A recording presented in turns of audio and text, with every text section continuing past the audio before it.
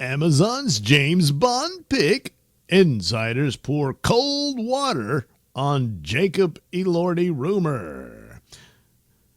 Well, a rumor hit last week claiming Jacob Elordi is the new James Bond at Amazon Studios. Now, a major industry insider says, not so fast. On his podcast, former The Hollywood Reporter editor, entertainment lawyer Matt Belloni says, there is no Bond cast, no finished script, and no announcement coming anytime soon. Here's what's really going on. According to Belloni, the speculation about Elordi is premature. There has been no actor cast as James Bond. There has been no script delivered yet. Stephen Knight is still working on the script. They will not choose a James Bond likely until the spring or summer, said Belloni.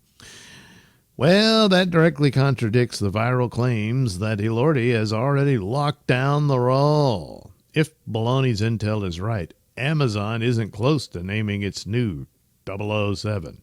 Good Lord, James Bond looks in rough shape. That's Frankenstein, of course. The upcoming Bond film is being written by Stephen Knight, best known for Peaky Blinders. But Belloni says the script hasn't been delivered yet. That alone makes a casting announcement unlikely.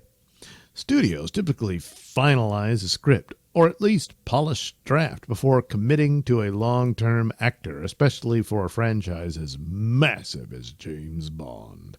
If the screenplay isn't ready, the studio likely isn't ready either.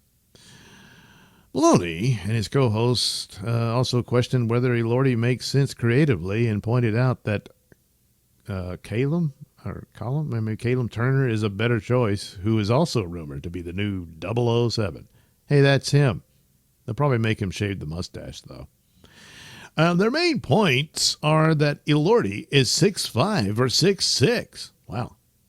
Oh, yeah, he really was that big in Frankenstein. It's perfect casting there.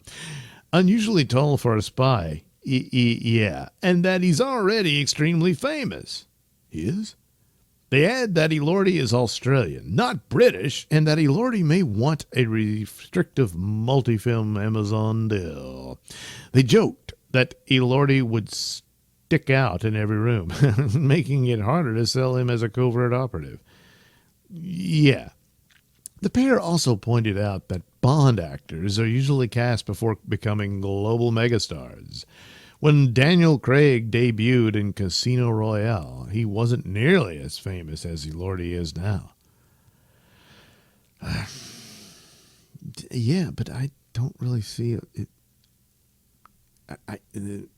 Okay, if you say he's more famous. He was Frankenstein's monster, but Elordi currently has an Oscar nomination buzz and stars in the HBO's Euphoria. Oh, yeah, that show. That level of visibility could work against him for a role traditionally built around reinvention.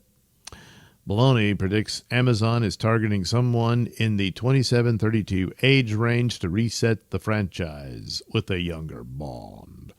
He suggested it's more likely the studio chooses a strong but less famous actor, someone willing to sign a long-term, possibly restrictive deal, and an actor open to spin-offs and multiple films.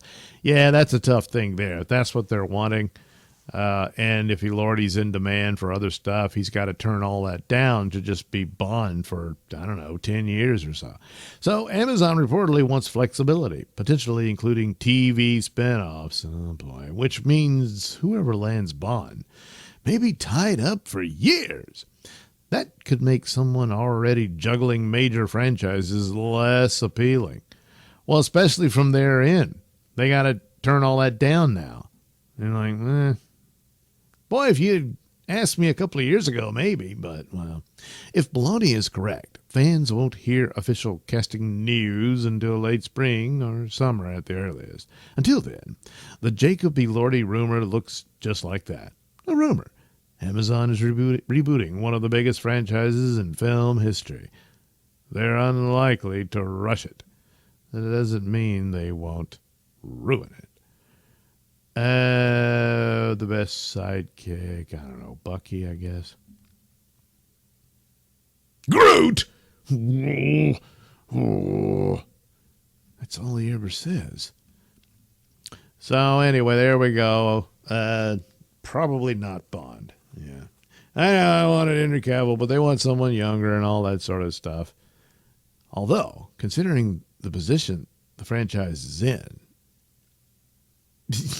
you might want to go there. Besides, back in the 80s, they wanted Pierce Brosnan, and he was already a television star with Remington Steele. And that's the reason they couldn't get him, because NBC wouldn't let him out of the contract, even though the show was set to be canceled.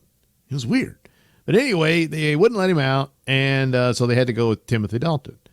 Then after Timothy Dalton left the role, he got another shot at it, But, it's not like they got to keep up this tradition of mostly unknown actors. Plus, Roger Moore had played the Saint in a TV series and all that, so he wasn't exactly unknown.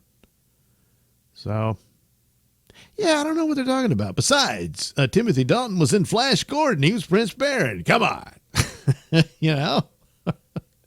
So, I don't think that really takes him off the mark. It's just the amount of work that's coming for him. If he's got a lot of other options and he gets tied down to Bond for an extended period of time, then yeah, it could be detrimental to him. The same could also be said for a person like Henry Cavill, who's got a lot of projects.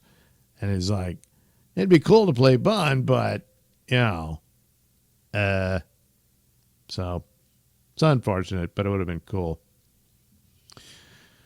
Oh, well, in the long run, maybe it's all for the best, because what are the odds that Amazon will get Bond right? And they're not good.